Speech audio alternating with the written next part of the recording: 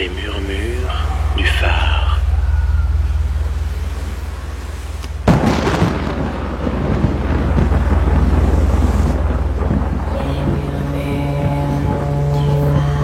Un podcast terrifiant, mais pas que, réalisé par Prise Vincent.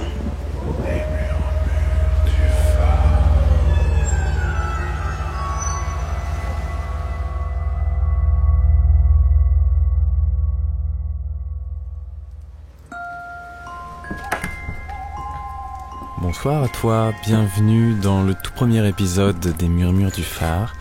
Je n'ai aucune idée de comment tu es arrivé jusqu'ici. Peu de gens osent s'aventurer dans les landes, surtout pendant les nuits de tempête. Je suis très heureux de t'accueillir au phare.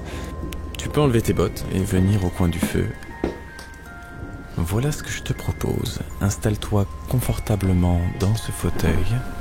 Je vais commencer par te raconter une histoire horrifique, originale et inédite, l'oublier. Ensuite, nous pourrions passer en cuisine et je te donnerai la recette d'une mixture parfaite pour l'automne. J'ai nommé la potion de choses. Et oui, c'est une potion avec des choses dedans et moi je vais t'expliquer quelles choses. Pour continuer, nous pourrions rejoindre Soria dans la véranda qui nous racontera ses rêves les plus affreux dans Autopsie d'un cauchemar. Pour finir, comme toutes les semaines, oui, parce que pendant cette semaine, il y aura un épisode toutes les semaines, je te lirai l'horoscope des enfers, car je me faisais la réflexion que la vie n'était pas assez menaçante comme ça. Comme tu peux l'entendre, c'est déjà l'heure. Es-tu prêt pour l'histoire ? Prends une grande inspiration, ferme les yeux et laisse-toi porter par cet effroyable récit.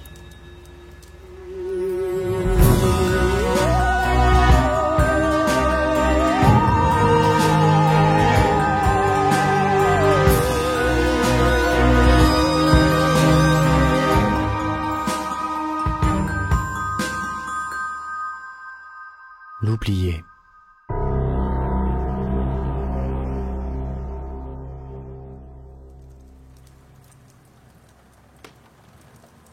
J'ai toujours été celui qu'on oublie, depuis l'enfance déjà. Je vis seul avec mon père, et il ne m'a jamais souhaité mon anniversaire sans avoir au moins 2 jours de retard. À l'école, pendant qu'on faisait l'appel, j'attendais mon nom, sans qu'il ne soit jamais mentionné dans la majorité des cas. Je pense que je sais pourquoi. Je suis tout petit, je suis tout maigre. J'ai de tout petits yeux, de petites oreilles, un petit nez, une petite bouche, une toute petite voix. Et de toute façon, je parle pas. J'ai toujours pensé que ma mère m'avait abandonné. J'avais aucun souvenir d'elle. Mon père était plutôt grand et costaud, lui, alors je suppose que je dois ressembler à ma mère. Souvent je me dis, et si elle t'avait seulement oublié ? Évidemment, vous l'avez déduit, j'étais socialement assez isolé. Comme je suis celui qu'on oublie, mes camarades avaient certainement oublié d'être amis avec moi. Même si je l'avais jamais connu que ça, je pouvais pas m'empêcher de trouver ça bizarre, injuste. Après tout, moi qui dialoguais avec moi-même dans ma tête depuis des années, je savais bien que j'étais intelligent, drôle, gentil. Mais bon. À 7 ans, je me souviens que pendant une visite à la ferme organisée par l'école, le bus de retour est parti sans moi. Ça peut arriver, me direz-vous, mais c'était vraiment comme ça tout le temps en permanence. Et je savais bien que quelque chose clochait chez moi, ou chez les autres. J'ai fait mon entrée dans l'adolescence avec ce poids d'être invisible. Et puis, maintenant ça me revient. C'était justement le jour de mon 15e anniversaire, il faisait chaud, on était en août. Je suis allé au supermarché pour m'acheter une brioche avec l'argent du vide-poche qui était dans l'entrée. Ouais fallait bien fêter ça. Dans la file d'attente de la caisse, une femme s'est retournée vers moi tout en plaçant le séparateur d'articles en plastique sur le tapis roulant. Nos regards se sont croisés. Elle a écarquillé les yeux autant qu'elle a pu car ils étaient eux aussi très petits. Elle m'a dit « Tiens, te voilà toi, un joyeux anniversaire ?» Je suis resté bouche bée. Cette femme, toute menue, qui semblait me connaître, venait de me souhaiter un joyeux anniversaire. trop de choses étaient nouvelles. On me regardait, on m'adressait la parole et en plus, mon anniversaire. Le temps s'est comme arrêté. La femme a payé ses légumes pendant que je regardais, ahuri, l'endroit où elle s'était tenue quelques secondes auparavant. Je suis revenu à moi car la caissière m'appelait pour la 3e fois. J'ai abandonné ma brioche sur le tapis, couru quelques pas pour rattraper la femme qui s'en allait. Elle s'est retournée. Maintenant que je la voyais de plus près, je remarquais son petit nez, ses petites oreilles, sa petite bouche. Et c'est avec sa petite voix qu'elle m'a dit « Cette année, tout va changer pour toi. » Cette conversation semblait tellement anodine pour elle, tellement banale. Et je savais pas quoi dire du tout, mais j'avais la sensation qu'il fallait que j'essaye, que ce moment était comme suspendu, que c'était comme une erreur de l'univers et que si je ne saisissais pas cette chance, elle ne se représenterait plus. Remarquant ma confusion, elle m'a dit « Tu as des questions ?»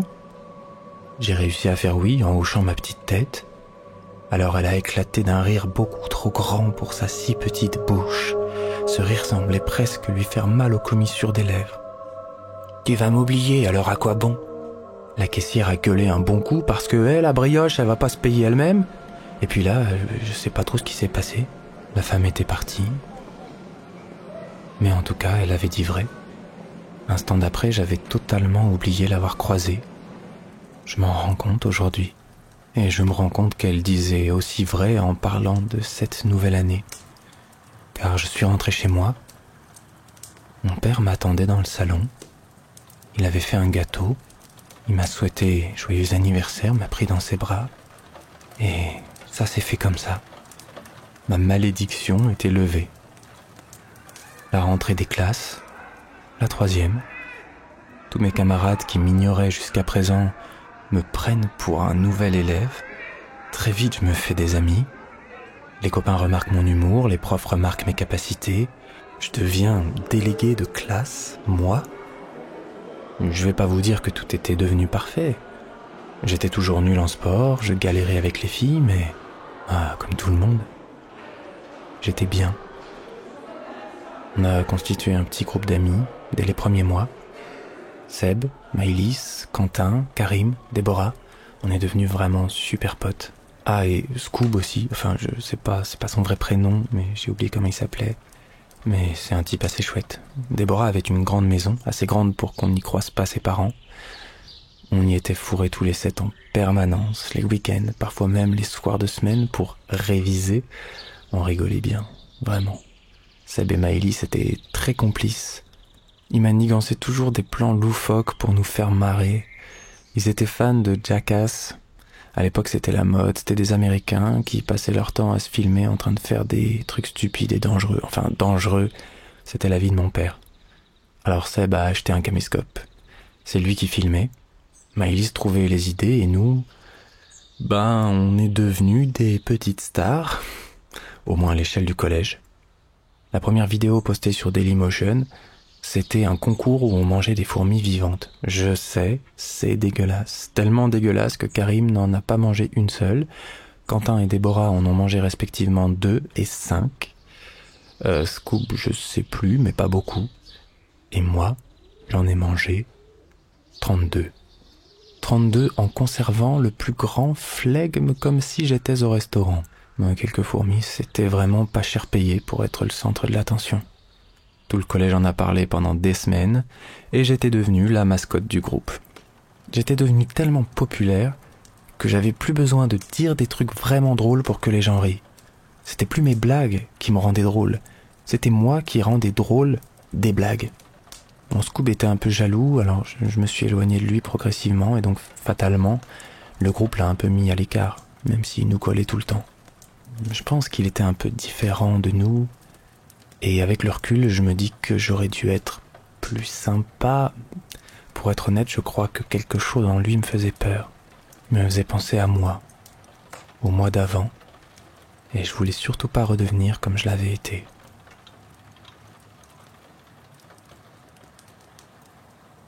On a continué la vidéo, course de caddie, bataille au-dessus d'une piscine de ketchup. Oui, vraiment, c'était une petite piscine en plastique, mais quand même.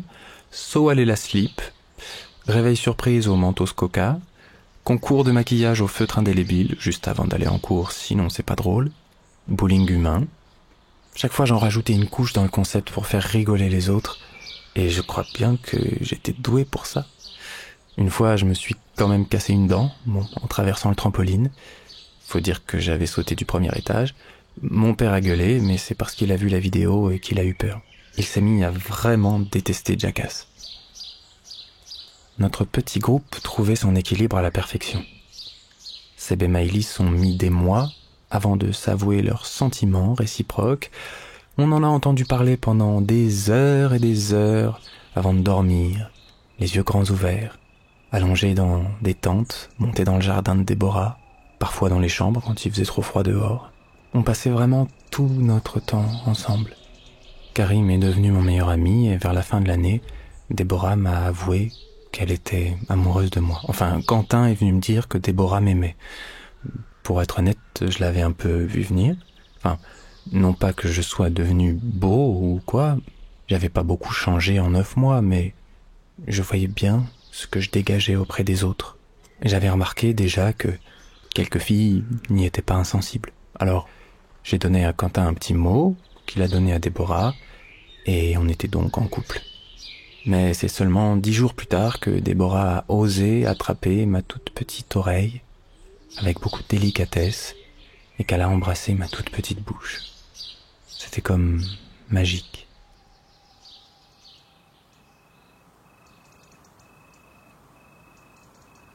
Je me souviens d'une nuit où on avait dormi à la belle étoile, j'étais allongé dans l'herbe avec les copains. Je regardais le ciel, Déborah était contre moi. Je me suis rendu compte que je l'avais oublié moi aussi. Ce petit garçon que tout le monde oubliait à l'époque. Que c'était peut-être ça le truc. Oublier cet enfant et devenir un homme, doucement.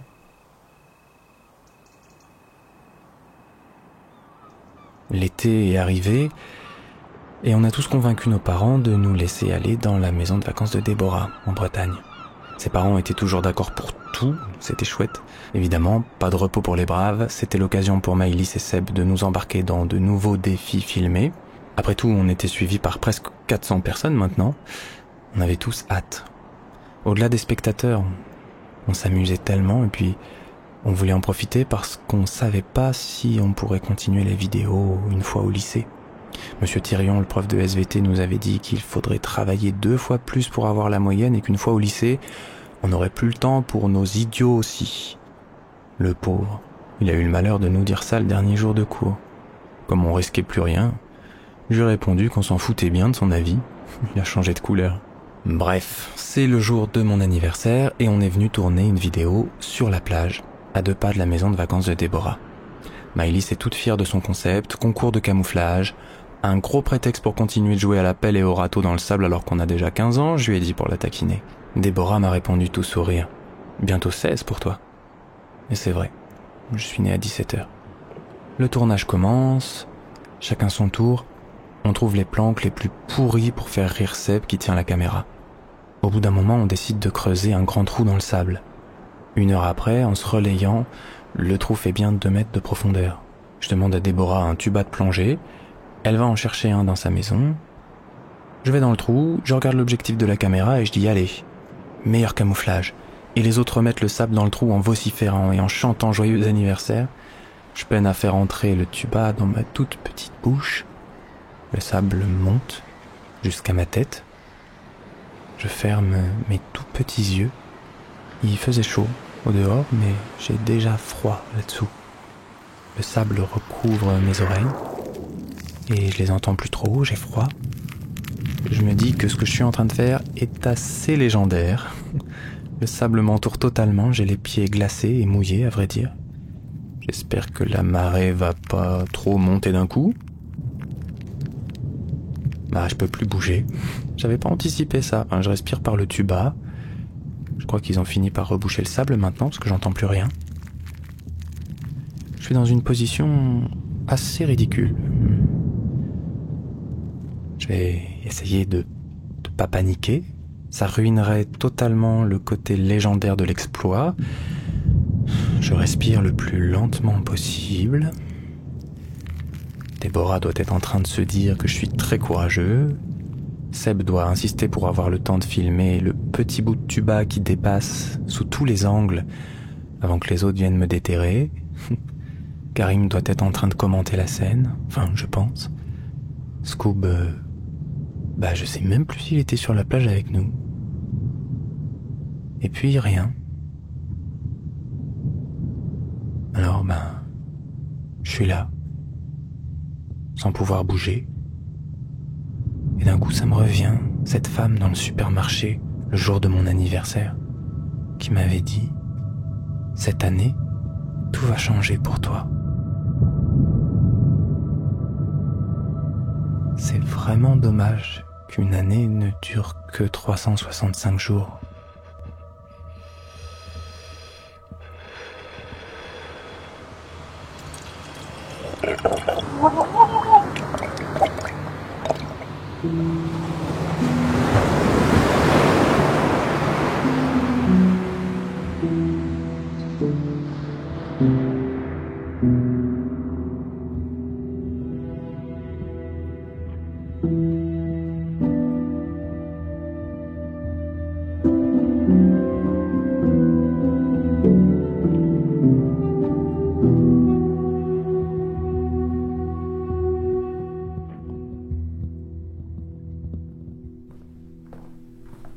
La cuisine, c'est juste là, vraiment. Tu continues tout droit au couloir, tu tournes à gauche, et là, c'est la cuisine.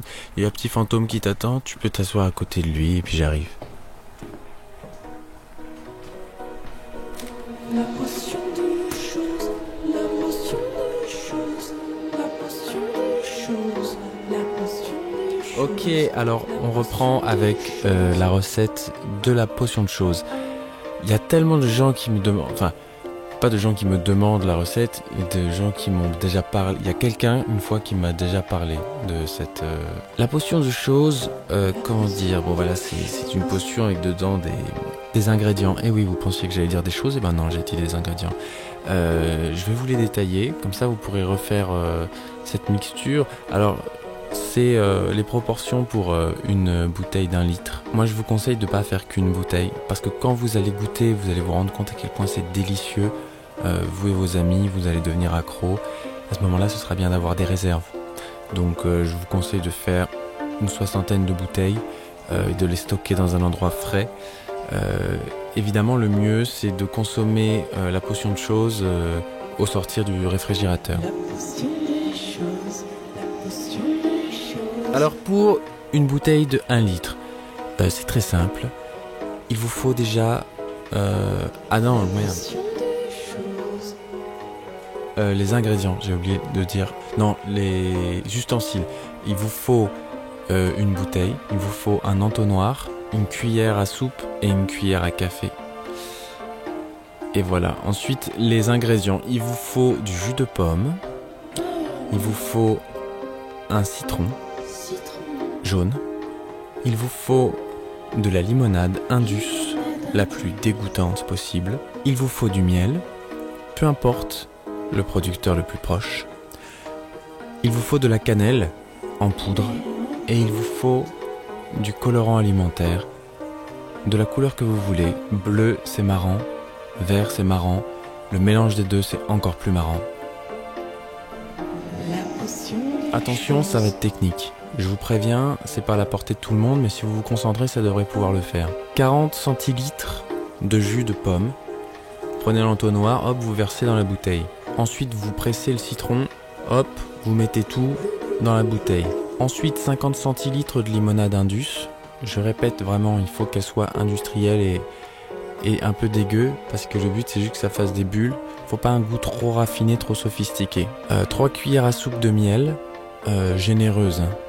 2 cuillères à café de cannelle en poudre. Et ensuite, normalement, vous avez la bouteille qui est pas mal remplie. Là, ça commence à être pas mal, mais ça a une couleur un peu trop normale. Donc là, je vous conseille de mettre quelques gouttes de colorant alimentaire. Vous commencez par le bleu.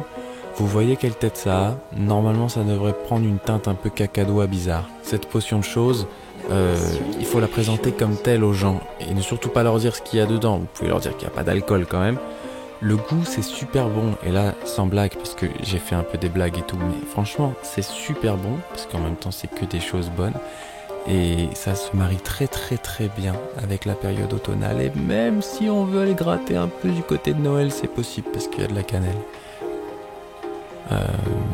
C'est tout, hein. Franchement, j'avais rien d'autre à dire. Merci de m'avoir écouté.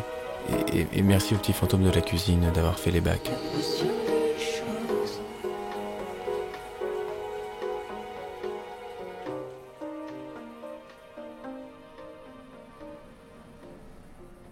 Cette nuit, Soria va ouvrir la porte de son esprit et nous raconter quelques-uns, un florilège de ses pires cauchemars. Bonsoir. Tu as choisi pour notre entrevue la véranda du phare. Eh ben, je voulais pouvoir regarder la mer. Et il faut dire que là, c'est assez spectaculaire. Avec la lune sur les vagues qui se reflètent. Et les vagues qui battent la côte. On est dans un environnement pourtant nous assez cossu. Nous sommes au sec, dans de beaux fauteuils. Très à l'abri. Et en même temps, on a tout le spectacle. Donc c'est parfait. Quelques mots sur toi, Soria, déjà, en guise d'introduction. Est-ce que tu crois en le paranormal ? Oui. Mais je vais te dire pourquoi j'ai hésité. C'est parce que on dit que c'est du paranormal, donc ça veut dire que c'est pas normal. Et en fait, moi, je crois que ça fait partie un petit peu de la normalité. Et alors, tu vas nous raconter des rêves, des cauchemars. Est-ce que tu en as déjà parlé à des gens ou est-ce qu'on a des exclus ? Je pense que il y a des deux. Ouais, il y en a que j'ai déjà raconté, il y en a que j'ai quasiment une expérience de groupe, tu verras. Waouh. Est-ce que tu fais souvent des cauchemars ou est-ce que c'est quelque chose d'assez rare, épisodique ? Je pense pas faire souvent des cauchemars. Pourquoi est-ce que là, tu as accepté de nous en raconter quelques-uns ? Pour venir dans la véranda du phare. C'est une très bonne raison, parce que c'est une magnifique véranda. Ben, je vais te laisser la parole et puis tu vas nous raconter Ok, ce premier cauchemar. ok. Je pense que je vais les raconter par ordre chronologique, si ça te convient. Donc le premier est sûrement un des premiers cauchemars que je me souviens avoir fait, petite. Donc je pense que je devais avoir 4 ans quand j'ai fait ce cauchemar. Et j'étais dans la maison de mes grands-parents en vacances. Et en fait, je me rappelle m'être réveillée, être allée voir mes grands-parents. J'ai passé le reste de la nuit avec eux parce que ça m'avait vraiment retourné. C'était un cauchemar très court, tout en dessin. Je pense que c'est la seule fois que je me rappelle avoir fait un cauchemar qui n'était pas réaliste. Je pense qu'à l'époque, je devais regarder pas mal les trucs genre Cat Size et les trucs comme ça d'animé japonais. Et du coup, j'ai fait un rêve en animé japonais. Et donc, je me suis rêvée moi-même, adulte, femme. Je flottais dans un grand rien, un vide un peu interstellaire. Et je me rappelle que je me regardais, donc je me découvrais un peu avec des traits de femme que je n'avais pas. Avec la peau très blanche, parce que je n'ai pas. Et des cheveux noirs très très longs, qui flottaient tout autour de moi. Des mains avec des longs doigts, des longues jambes, des seins. J'étais nue et je flottais dans rien. Et à un moment donné, je baisse les yeux et je vois mon ventre et je suis enceinte. Et tout d'un coup, c'est comme si on dézoomait et en fait, le ventre grossit, s'allonge, Wow. mais vraiment s'allonge comme une sorte de protubérance immense. Et finit par englober mes jambes. En fait, mon ventre avale mes jambes en grossissant. Et je flotte toujours dans ce truc. Je vois rien, je peux pas crier. C'est vraiment comme si j'étais dans l'espace et que je pouvais pas crier, tu vois. Qu'il y avait aucun bruit dans ce rêve. Et vraiment cette sorte d'excroissance, je me rappelle comme ça, une sorte d'excroissance, c'est un truc que tu sens grandir, et t'envelopper tout entière, et t'enlever tes jambes, t'enlever ta capacité à marcher, t'enlever, tu sais. Donc je me rappelle de ce sorte de long cri silencieux, Et je me suis réveillée À 4 ans. à 4 ans. Ouais, c'est costaud quand même. Est-ce que tu as des idées de ce qui a pu créer ce genre d'image en toi? Ma mère venait d'accoucher. Ah oui. Ma petite sœur devait avoir 5 mois, 5-6 mois. Et donc je l'avais vue enceinte. Et aussi une autre piste, c'est que j'avais dû voir récemment des photos de ma mère enceinte de moi. Et je pense que ça m'a un peu traumatisée. Comme ces enfants, j'ai vu des vidéos d'enfants qui paniquent Ouais. parce que leur mère leur montre des photos en leur expliquant qu'ils sont vraiment tout petits, qui leur montre des photos de quand ils étaient dans son ventre et qui paniquent en se demandant mais qu'est-ce que c'est que cette histoire? Tu vas me manger? C'est une photo du futur? Ou pourquoi est-ce que tu m'as mangé à l'époque? Et puis comme ils sont un peu matrixés avec ces histoires de loups et de trucs qui mangent, c'est le petit chaperon rouge et tout, ça les fait... Et en fait, surtout, je pense avoir compris que une femme, donc moi du futur, ça tombait enceinte et que ça faisait ça au corps. Et je pense que ça a soulevé plein de questions mais vraiment mon ventre va prendre cette forme-là et un truc un peu horrifique ça va me dépasser et me manger, un truc... Un rêve très Cronenberg. Oui. Qu'est-ce que t'en penses, toi? La notion d'être dans l'espace et de pas pouvoir crier vient rajouter, j'ai l'impression, une strate supplémentaire à cette notion-là de prise de conscience du rêve, enfin de prise de conscience de ah moi aussi je vais devenir une femme qui potentiellement va enfanter, qui va subir cette transformation de corps, cette espèce de prise de conscience de ah d'accord, c'est potentiellement mon futur. Et le fait que tu puisses pas crier, c'est quelque chose que je trouve assez effrayant de rajouter cette notion-là. Il y a un peu un côté prise d'otage de ah ok, mon corps en fait il va faire ça. Ah ok, je suis une femme. Ouais, complètement. Je pense qu'il y a une prise de conscience à ce moment-là. Puis en plus à l'époque on se disait pas est-ce que je vais enfanter. C'était ah ok, mon corps va faire ça. Ouais. À un moment donné, il y a un truc qui va m'échapper et il va se passer ça.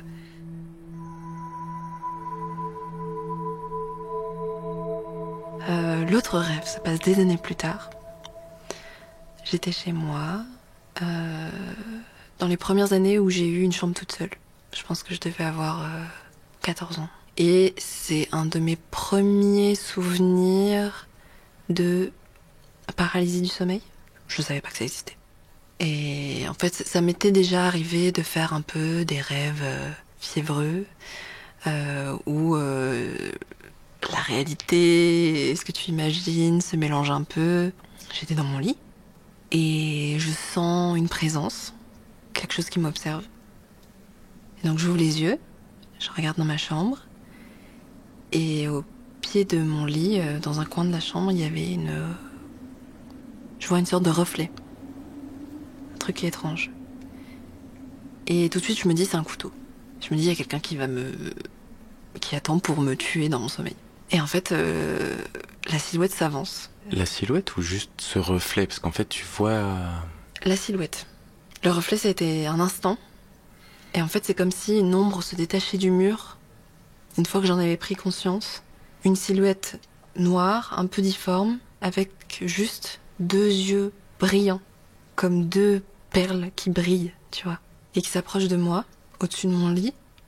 Et là, c'est le moment où tu captes que tu peux pas bouger, que tu peux pas parler. Et je me rappelle vraiment de ce moment de panique intense où en fait la silhouette se jette sur moi, m'attrape les bras et m'agresse quoi. Avec ses 2 yeux brillants juste au-dessus de ma tête. Brillant de quelle couleur? Blanc. Ah ouais, donc... Mais tu dis qui brillent comme des perles, donc des tout petits éclats. Oui. Et le reflet du couteau, c'était pareil, un tout petit éclat? Ah ouais, c'était une sorte d'éclair blanc et un peu rougeâtre. Et là, t'as 14 ans? Ouais. Quand tu dis cette silhouette, elle t'agresse, c'est-à-dire que voilà, c'est panique... Mais c'était pas, comment dire, c'était pas une sensation dans mon corps, du coup. Je sais pas, dans ma tête, c'était très clair que la silhouette était masculine, alors qu'en fait, concrètement, dans la forme, elle ne l'était pas du tout. Ouais, cette sensation de contrainte, tu vois, et de soumission. Qu'est-ce qui s'est passé après? Quand est-ce que je sais pas, tu lâches prise, tu te rendors, tu te réveilles, comment ça marche? Parce qu'en général, pour se sortir d'une paralysie du sommeil, bah, le meilleur moyen, c'est s'endormir, quoi. Pour se réveiller. Alors comment est-ce qu'on... Je pense que j'ai dû crier. Ça m'a réveillée.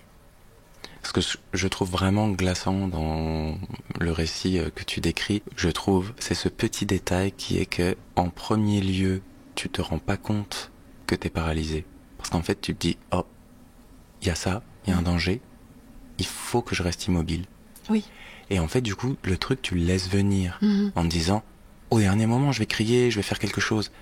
Et quand vient ce dernier moment, c'est impossible. Ouais. Et ça, je trouve que c'est vraiment très, très paniquant, quoi. Ouais, et puis il y avait vraiment cette sensation de... Vraiment comme si c'était... En fait, je pouvais pas bouger, mais c'était pas à cause de la paralysie du sommeil, c'était à cause de la peur. C'était à cause d'un état de sidération. J'avais conscience que c'était sûrement un rêve, mais si tu veux, vu que c'est la première fois que ça m'arrivait, et que je voyais vraiment ma chambre, je voyais vraiment ma bibliothèque, enfin, il faisait assez clair dans la chambre quand même, tu vois. Je voyais vraiment les détails, enfin, et puis quand je me suis réveillée, tu vois la même chose, mais sans le truc au-dessus de toi. Enfin, c'est vraiment très particulier. Il y a quand tu prends conscience que tu peux devenir mère et que ton corps va être complètement difforme et qu'il va accueillir un truc qui va un peu te manger de l'intérieur. Numéro 1. Numéro 2, c'est quand tu prends conscience que les gens peuvent abuser de toi. Et après, numéro 3, c'est parti.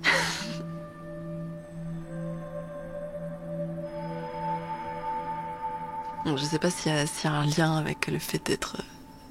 de développement féminin dans ce troisième volet, mais bon, tu me diras si tu vois quelque chose. Donc ce troisième cauchemar, c'était une autre paralysie du sommeil. Et je vais te raconter pourquoi c'était une expérience de groupe. J'en ai des frissons, mais je t'écoute. Donc c'était à l'atelier 7, que tu connais, une résidence qu'on a fait ensemble de cinéma, qui se passait dans un monastère, un ancien monastère qui était pas vraiment réhabilité, mais en phase de l'être, et où les gens qui organisaient la résidence se sont saisis de l'endroit à ce moment-là, qui était un peu entre deux usages, pour faire une résidence d'un mois. Donc on était 24 participants, une trentaine de personnes en tout, présents dans cet ancien monastère pendant un mois, et on dormait sur place, donc dans les anciennes cellules du monastère. Et c'est là que j'ai fait une paralysie du sommeil très particulière, qui pour moi n'était pas du tout effrayante, et qui est ce qui est pour moi le plus proche de ce que j'ai vécu d'une expérience paranormale. Waouh, ok. Autopsie d'un cauchemar devient autopsie d'une expérience paranormale, et j'en suis ravi. Ouais. Je vais essayer de te le raconter vraiment ferme les yeux, comme je l'ai vécu. Dans la petite cellule du monastère, on était 2 dans la chambre, 2 filles. Donc je dormais dans un petit lit à ressort, pas très confortable, qui faisait beaucoup de bruit, dans une petite pièce très ancienne, très penchée, au bord de la fenêtre. À un moment donné, pendant mon sommeil, je sens une présence au-dessus de moi. Je me dis qu'il y a quelqu'un dans la pièce. J'ouvre les yeux et je vois qu'un visage est en train de me regarder. Je dis un visage parce que la personne était tellement près de moi quand j'ai ouvert les yeux que je ne voyais que son visage. Elle était vraiment penchée au-dessus de moi. Ok, donc t'étais sur le dos. Oui, je dormais sur le dos et je découvre cette femme. C'est une femme très âgée. Je la vois vraiment en détail. Je vois la moindre de ses rides, le moindre pli de sa peau, la lumière de la lune sur ses ridules qui se reflètent dans ses yeux. Elle avait des petits yeux très brillants, tu sais, plein de larmes un peu, naturellement. Une petite bouche un peu pincée, un petit nez, et après un grand visage avec des grandes joues qui pendent un peu, parce qu'elle était très vieille, des cheveux gris attachés en chignon. Elle me regarde un peu avec des yeux étonnés, un peu ahuris. Je la regarde. À ce moment-là, j'étais déjà plus à l'aise avec mes croyances et avec le fait de me dire que c'était potentiellement vraiment un fantôme, que ça voulait pas dire que c'était malveillant. Et je la sentais pas malveillante, juste curieuse. Elle avait vraiment un visage très marqué. Parce que c'était pas juste... t'imagines une grand-mère et tu te figures elle. Elle avait un visage particulier que j'avais jamais vu dans ma vie. Et donc, juste dans ma tête, je lui ai dit bonjour. Je lui ai dit que j'étais contente qu'elle vienne me voir, mais que j'étais pas très très à l'aise. Enfin, en gros, je me rappelle exactement plutôt lui avoir dit que j'étais pas prête à rentrer en contact. Et que j'étais contente qu'elle soit venue me voir, mais que je me sentais pas prête pour échanger. Et donc elle était là, elle clignait des yeux. En fait, pour moi, c'était tellement réel, je me suis dit, il faut que j'allume la lumière pour prévenir ma coloc qu'il y a quelqu'un qui est dans la pièce. Et donc j'ai pris mon téléphone sur ma table de chevet et je me suis réveillée au moment où j'ai posé la main sur ma table de chevet. Donc c'est là que j'ai compris qu'en fait la chambre que je me figurais n'était pas la chambre parce qu'il n'y avait pas le téléphone. Ah C'est ouais. ce truc-là qui m'a fait sortir. J'ai allumé ma petite lampe torche, j'ai éclairé la pièce, elle n'était pas là. Et puis voilà, j'ai clos, je lui ai dit merci, au revoir. Je me suis rendormie, très calme. Très très calme. Et du coup, t'as dit que vous étiez deux. C'était une expérience de groupe. Parce qu'en fait, on est plusieurs, après coup, à s'être rendu compte qu'on avait vécu des trucs particuliers à cet endroit-là du monastère. Parce que du coup, à un moment donné, on était en train je sais plus, en train de manger avec tout le monde.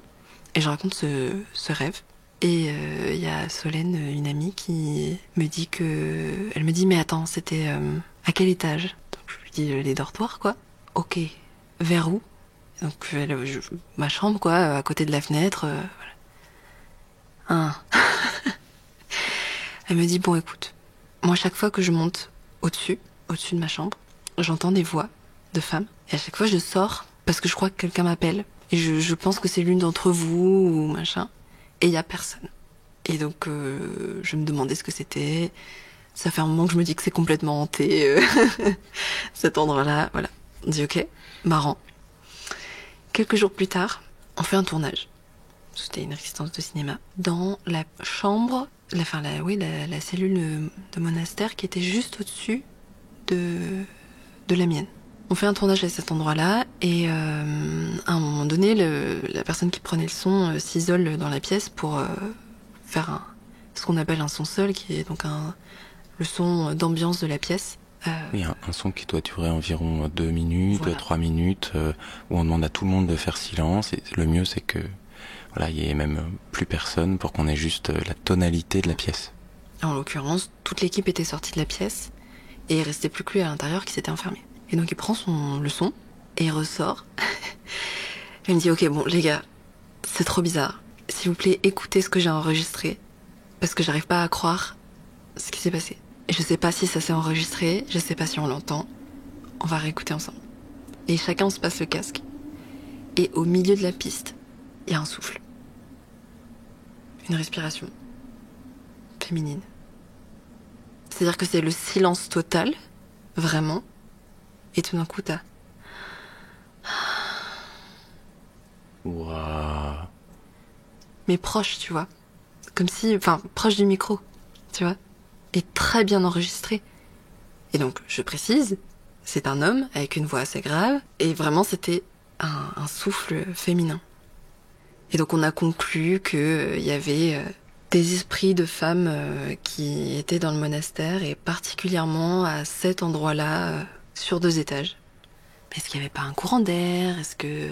Puis on essayait de chercher quel genre de truc pouvait faire ce type de son dans la pièce. Mais la pièce était vide, c'était une pièce vide. Alors, c'était une pièce vide, mais il y avait un lit. Moi, je cherche toujours, je suis sceptique, hein, donc ma réalité est construite par des solutions que je trouve pour éviter de plonger dans un autre monde, un autre univers qui m'effraie certainement beaucoup trop. Mais dans cette pièce, il y avait un lit. Et c'est vrai que moi qui ai fait beaucoup de sons et de bruitage pour des films, le textile peut se rapprocher beaucoup d'une respiration dans un contexte de frottement. Donc si la personne enregistre en étant assise sur un matelas et bouge un petit peu trop une fesse, ça peut ressembler parfois... avec l'alignement des planètes, un petit peu à une respiration. Mais en fait, moi, j'ai juste recoupé ça avec... Enfin, j'avais vraiment rêvé de cette femme 2 jours avant. Et il me semble qu'après, du coup, on s'était renseigné sur l'histoire du monastère. Et ça avait été un hôpital et un couvent, voilà. Moi, cette femme, je l'ai toujours clairement en tête et je l'aime bien. Elle a une petite place dans mon cœur.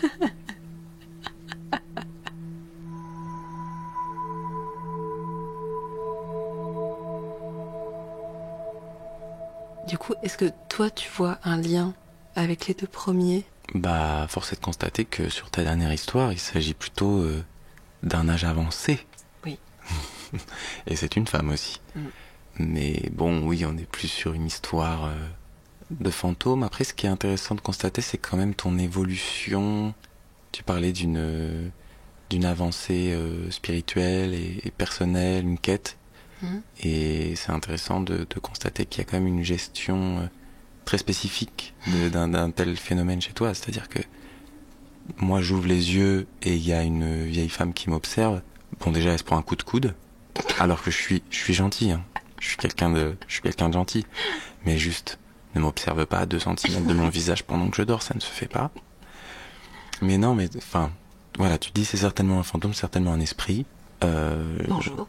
Bonjour. Ouais, c'est plus ça que je noterais dans cette histoire-là. C'est aussi ta posture que je trouve intéressante. En vrai, ça t'a permis aussi de bien vivre une expérience de paralysie du sommeil. La pire chose dans une paralysie du sommeil, c'est d'essayer de crier, de se débattre et de paniquer. Parce qu'en fait, ton cœur s'emballe, sauf que ton corps ne suit pas. Et donc, c'est là que tu te mets à avoir des allus qui sont violentes et qu'en fait, la violence que t'aimerais déployer pour te débattre se retourne complètement contre toi et t'as l'impression de te faire secouer, t'as l'impression de te prendre des coups de jus et de subir de la violence en fait. Et du coup là, t'as échappé à ça d'une certaine manière. Ouais. Dans la première paralysie du sommeil, c'était un peu ça physiquement que j'ai ressenti, ce truc de comme s'il me prenait par les épaules, qui me secouait. Non, mais ça recoupe totalement avec beaucoup de récits de paralysie du sommeil et moi-même quand j'en ai fait, à chaque fois il y avait ça. Mais j'avoue que moi, ce qui me questionne par rapport aux paralysies du sommeil, c'est quand reviennent certaines figures. Tu vois, par exemple, la silhouette que je te décris, enfin moi j'étais pas au courant de tout ça, on me racontait pas les histoires de fantômes et tout, enfin voilà, je connaissais la Dame Blanche. Bon, la Dame Blanche, a priori, elle ressemble pas à ce que j'ai vu dans ma première paralysie du sommeil.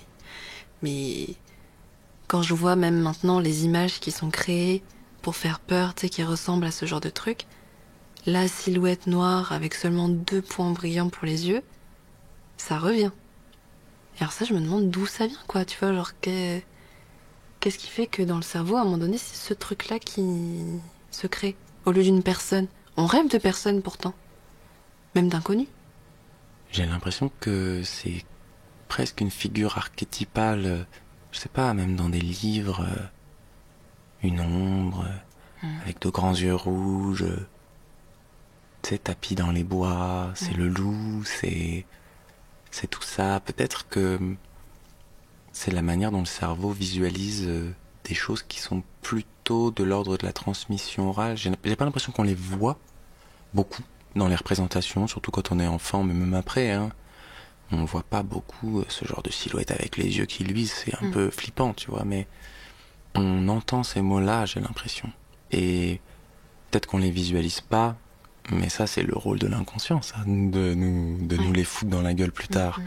Des trucs qu'on n'a pas visualisés, qu'on n'a pas complètement intégrés, qu'on n'a pas complètement... Ouais, je sais ce que tu veux dire. Peut-être que c'est ça. Moi, à chaque fois que j'ai fait des expériences de paralysie du sommeil, j'ai pas vu ça. J'ai jamais vu une silhouette. Moi, c'était toujours très précis. C'est quoi, par exemple? La toute première fois, il s'agissait de ce qui me semblait être un diable, alors que je suis pas particulièrement croyant. Mais c'était vraiment une espèce de truc, ouais, avec le visage entièrement rouge, des cornes et le truc m'a enfourché avec beaucoup de violence. Il m'a pris. Fourche? Non. C'est vrai que le diable a une fourche. Enfin là, il avait pas de fourche celui-là. Non, c'est comme il m'a enfourché comme une moto. Il a posé, tu vois, ses mains sur mes épaules et là il m'a secoué. Mais comme t'imagines pas, j'ai cru que ma nuque se brisait dans tous les sens tellement c'était d'une violence mais incommensurable. C'est horrible.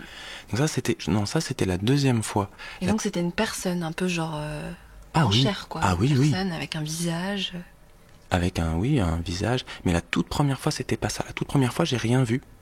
Et j'ai cru me réveiller chez mes parents. J'étais adolescent. J'ai cru me réveiller et j'ai voulu aller descendre. Et je me suis rendu compte que j'étais incapable de bouger. Et du coup, Ouais. je me suis dit, merde, je savais pas ce que c'était, mais tu vois, genre, j'imaginais que c'était peut-être un AVC ou un truc comme ça. Et je me dis, merde, je suis paralysé et tout. Et je suis resté, ce qui m'a semblé être 20 minutes, vraiment en panique, Ouais, en me disant, c'est- merde, je vais même pas pouvoir prévenir quelqu'un, donc ils vont finir par venir, il y a les pompiers qui vont venir et tout. Bon, d'accord, ok, ça m'a un peu rassuré, c'est bizarre, mais du coup, je me suis rendormi, et après, j'ai réussi à vraiment me réveiller. C'est trop mignon. Il y a les pompiers qui vont venir. Ouais, bah, écoute, je me suis dit, il va quand même y avoir du secours, quoi, on va pas me laisser crever là. Et la troisième, qui était de loin la plus flippante, vraiment, Ouais. j'étais de côté, donc je voyais le bord de mon lit.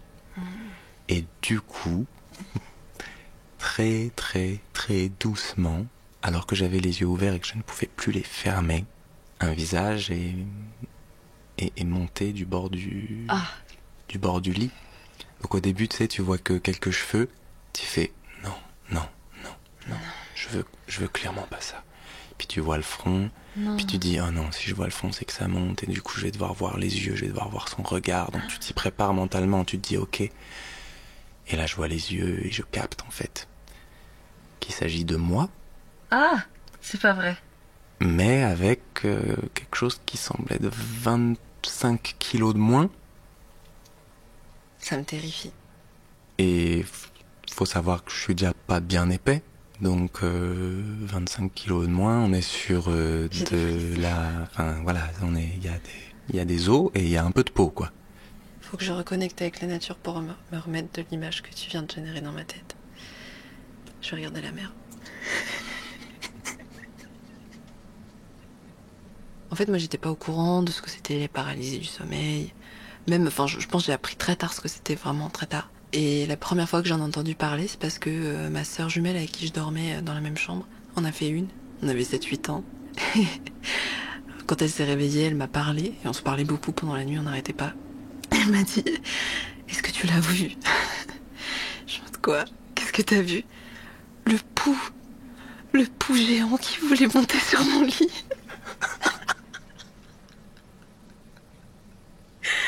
C'était vraiment genre l'époque où notre plus grande peur c'était d'avoir des poux.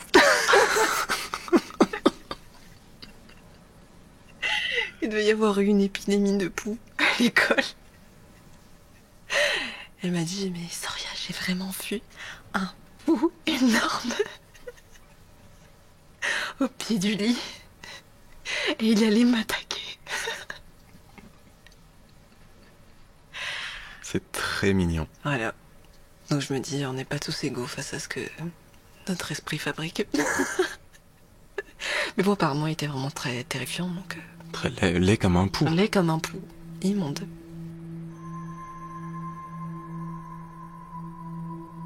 Est-ce que t'as un autre rêve comme ça en stock qui traîne Eh bien, écoute, un autre truc dont j'aimerais te parler, c'est pas vraiment... Enfin, je pourrais te donner un exemple, mais c'est pas vraiment un rêve précis, mais plutôt un type de rêve que j'ai maintenant catégorisé, parce que je me rends compte que je fais tout le temps ce genre de rêve. Et j'appelle ça mes cauchemars architecturaux. Et bon voilà, je pense qu'il y a vraiment un truc très très simple. Le bâtiment reflète mon état d'esprit du moment. Et c'est une architecture de ma psyché du moment, tu vois.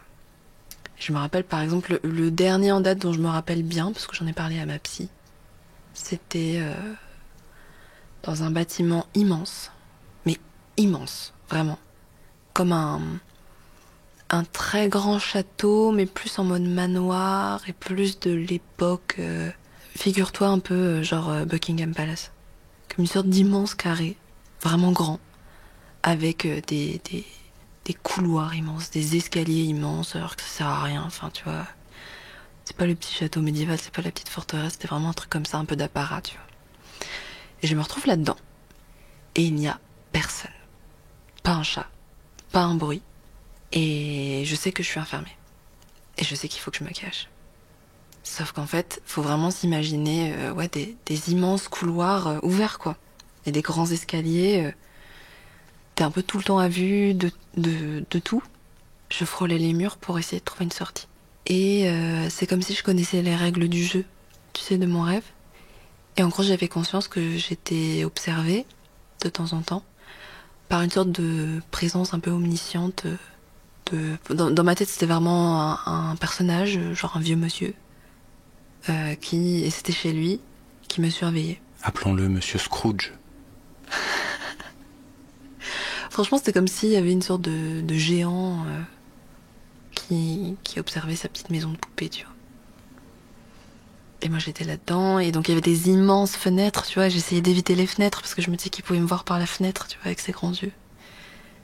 Et en fait, à un moment donné, je rentre dans une pièce, et c'était une toute petite chambre, avec plein de tissus, un grand lit à baldaquin, et quelqu'un dormait dans le lit.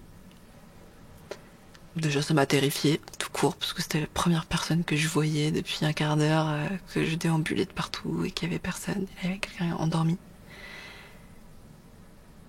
Et donc je me fais toute petite. Je longe le mur, je vois qu'il y a une toute petite porte au bout de la pièce. Donc j'ouvre la toute petite porte, je me glisse dans le tout petit couloir. Un trou de souris, quoi, tu vois. Et je marche à quatre pattes. Faut savoir que je suis claustrophobe. Déjà, c'est un cauchemar. C'était horrible. Et en fait, je comprends, en avançant dans ce petit couloir, qu'il y a d'autres personnes, comme moi, qui sont aussi enfermées. Le petit couloir débouche sur une autre petite chambre, avec quelqu'un qui dort. Je continue à quatre pattes. Je passe à côté du lit, au pied du lit. Et là, je vois que la personne me regarde. La personne, laquelle? Celle qui est dort. dans le lit? Donc c'est l'enfer. Et elle me regarde avec un air complètement alarmé. En mode, qu'est-ce que tu fais là, tu vois? Pourquoi tu bouges? Quasiment. Et je comprends qu'en fait, ces personnes-là ont été enfermées bien avant moi, qu'elles n'ont pas pu sortir et qu'elles se sont retrouvées dans une sorte d'état léthargique où en fait, il y a un peu une sorte de règle non dite où en fait il faut pas bouger, il faut faire semblant de dormir pour être tranquille et que le vieux monsieur Scrooge ne nous voit pas, ne nous remarque pas. Ne remarque pas qu'on est vivant. C'est pas très logique, mais je comprends à ce moment-là que il va falloir aller de pièce en pièce pour réveiller tout le monde et que tout le monde me suive sans un bruit, quasiment sans bouger, de pièce en pièce, de chambre en chambre, pour pouvoir sortir. Et on ne pourra sortir que si tout le monde a été réveillé et tout le monde a été assez discret pour ne pas se faire prendre. Et donc là commence un moment où tout le monde est à quatre pattes les uns derrière les autres, de chambre en chambre, et réveiller le plus doucement possible les inconnus qui dorment dans des grands lits à baldaquin et alors faisant chut. C'est horrible. Et en essayant de sortir le plus discrètement de cette grande maison qui nous enfermait tous. Et on est sorti par une petite porte qui donnait sur un petit jardin, petit jardinet. Et voilà, je me suis réveillée. Un happy end? Serait-ce possible? Ouais. Enfin, je veux dire, là, très concrètement, ce rêve, on pourrait dire comme si il y avait quelqu'un qui m'attendait au tournant, comme si on surveillait mes faits et gestes et que si c'était trop grand, je me faisais prendre et que tout d'un coup, tout s'arrêtait. Parce que vraiment, j'avais l'impression que si on se faisait prendre, on allait mourir dans d'atroces souffrances. Enfin, tu vois, c'était vraiment... Voilà. Mes rêves architecturaux. Ouais, c'est... Là, pour le coup, c'est un rêve qui s'analyse fort. Peut-être qu'on sortirait même du cadre de ce podcast. Si tu veux, hein. Là, je sais pas si ce sera monté, mais Ouais. Ce qui me marque dans ton cauchemar, c'est cette dimension déjà d'une puissance indéfinie, omnisciente, qui est la menace. Et ça, je sais pas si c'est forcément quelque chose dont toi tu as eu peur, ou si c'est quelque chose qui est un peu hérité. Parce que je connais un peu ton histoire familiale aussi. Et ensuite, cette notion de, ok, il faudrait faire comme si on était mort. Il faudrait faire comme si on ne disait rien. Rester dans le silence. Voilà. Et ben non. Petit à petit, on va rassembler des gens qui osent bouger. Faut le faire discrètement. Mais si on se rassemble et qu'on est assez pour le faire, alors peut-être que on pourrait tordre le cou à cette puissance-là qui guette en permanence, c'est le côté omniscient, moi, qui me met la puce à l'oreille, vraiment. Oui, c'est vrai. Je sais même pas pourquoi j'ai pas fait le lien avec mon histoire familiale, en fait. Je sais pas si tu veux en parler, t'es pas obligé. Comment résumer ça? Ma famille a vécu à une période dans des camps au Cambodge, dans les années 70. C'était le moment où toute la population du pays était enfermée dans ces camps, sous le régime des Khmers rouges. C'était des camps qui étaient faits pour tuer, même si c'était pas présenté comme ça. C'était des camps de travail, mais le Cambodge a perdu un quart de sa population, donc... C'était fait pour que les gens meurent petit à petit, quoi. Ça recoupe ton travail professionnel dans un film, notamment, que tu es en train de créer, un documentaire qui parle de ta famille. Parfois, dans les rêves, on recoupe pas, mais il y a des figures, quoi. Et là, cette figure de ce truc oppressif, omniprésent, qui sait tout, qui voit tout, ça ressemble beaucoup à la propagande des Khmers rouges, quand même. Ouais, c'était un régime communiste, totalitaire, où oui, tout le monde était surveillé en permanence par l'Ankar. L'Ankar, ça veut dire l'organisation. Cette sorte de grand œil qui voyait tout, qui savait tout, et en fait, beaucoup de Cambodgiens ont été traumatisés par ça, dans le côté intrusif. C'était comme si l'Ankar pouvait lire tes pensées et dire que tu étais un ennemi de l'organisation et que c'était assez pour te tuer. Et dans ton cauchemar, la posture que tu as, je la trouve aussi analysable. Quelque chose, un peu une mise en mouvement que tu inities. J'ai l'impression que c'est ce que tu entreprends dans le documentaire que tu es en train de créer, où tu permets aussi aux gens de sortir du silence dans une mouvance qui est plus globale en ce moment. Le documentaire s'appelle Ceux d'après.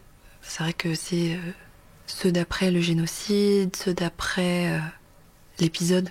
Et il y a un côté, je pense, où on se réveille et maintenant assez de temps à passer pour qu'on prenne conscience qu'on puisse faire face en fait à ce qui s'est passé. Et je pense que c'était pas possible avant, pas comme maintenant. Cela, ça fait 50 ans. Et il y a des gens comme moi qui n'ont pas vécu cette expérience et qui ont seulement hérité de quelques souvenirs, de sensations. D'écho. D'échos, mais qui vont même jusqu'à d'échos qui se répercutent dans nos comportements. On a cette chance, je pense, nous, ma génération, d'être dans la position où on est capable de faire face, de guérir d'une certaine manière. On nous demande de vouloir le faire, de vouloir guérir notre lignée d'une certaine manière.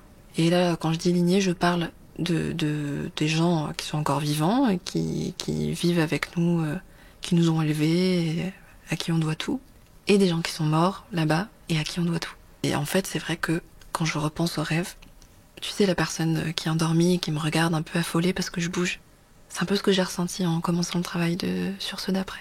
Parce que il y a un truc où tout d'un coup t'esquisses un mouvement et ça fait flipper. Parce que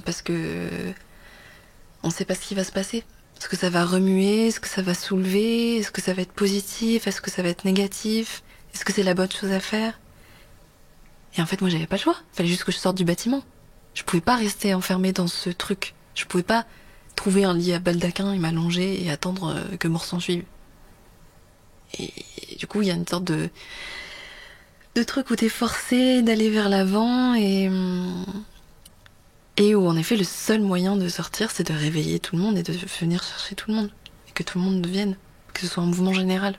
C'est vraiment ce que j'aime dans ton rêve, c'est qu'en fait il a une très grande profondeur symbolique. En me renseignant sur toute cette histoire, en prenant conscience de ce qui s'est passé, en prenant conscience de ce que ma famille avait traversé, de certaines personnes que j'ai pas pu connaître, concrètement mes grands-parents qui ont vécu ça et qui s'en sont pas sortis, et qui, je ressens très fort, on parlait de fantômes et tout à l'heure, moi je les ressens très fort avec moi. J'ai la sensation intime que c'est eux qui me demandent de faire ça, ce documentaire. Et que c'est eux qui me poussent à passer dans chaque chambre, réveiller tout le monde et les emmener et sortir. Sortir du cauchemar. Ouais. En fait, quand tu te renseignes, c'est vraiment terrible cette histoire, c'est vraiment très effrayant. Ça fait vraiment très peur. Et tu comprends qu'il y a des gens qui sont toujours terrorisés. Et des gens qui sont construits dans cette peur, où c'est arrivé à un âge charnière, et en fait t'as peur de bouger un petit doigt. Très concrètement, là, par exemple, faire un film là-dessus, un truc visible, un truc public, où tu donnes ton avis publiquement, d'une certaine manière, même si c'est juste un avis d'auteur, il y a un danger, comme tu disais, une menace, qui est omniprésent et qui... Il me semble important de mettre le doigt dessus, de le montrer, d'en parler, pour qu'il reprenne sa place dans le passé. J'aime que cette rubrique ait pris ce tournant-là et qu'on ait pu aller sur des choses aussi profondes, parce que en fait c'est à ça que ça sert, les rêves, ça a une vraie utilité. Merci d'avoir participé à Autopsie d'un cauchemar pour Les Murmures du Phare. Avec grand plaisir, merci de m'avoir invité dans ton phare. On va maintenant quitter la véranda et monter à l'étage pour le tant attendu horoscope des enfers. Laissons parler les astres, quel malheur t'attend, quel démon veille sur ta destinée. Écoute attentivement, ton horoscope infernal commence maintenant.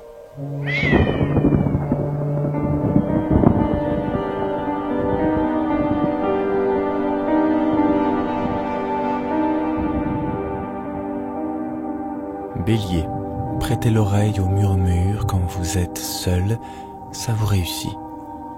Taureau, un rêve étrange vous ramènera dans ce fameux endroit où vous n'êtes jamais allé.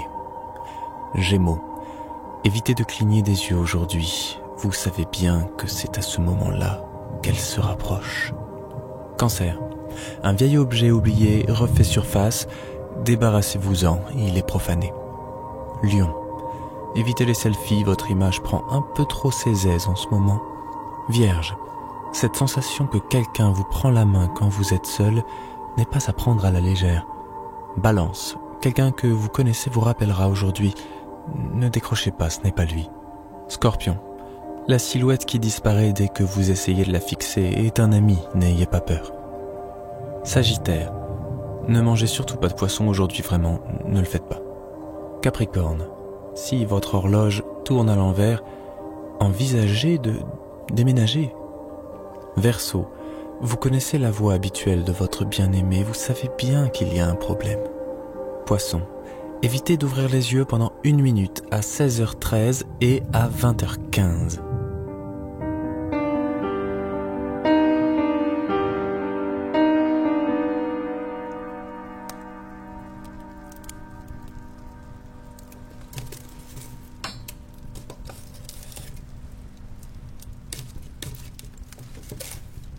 Merci d'avoir écouté Les Murmures du Phare. J'espère que tout comme moi tu as passé un moment terrible et exquis.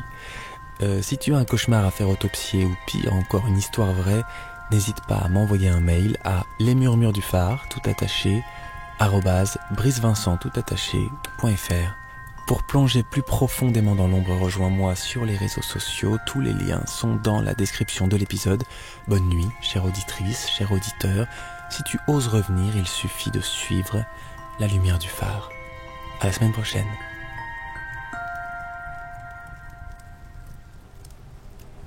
La posture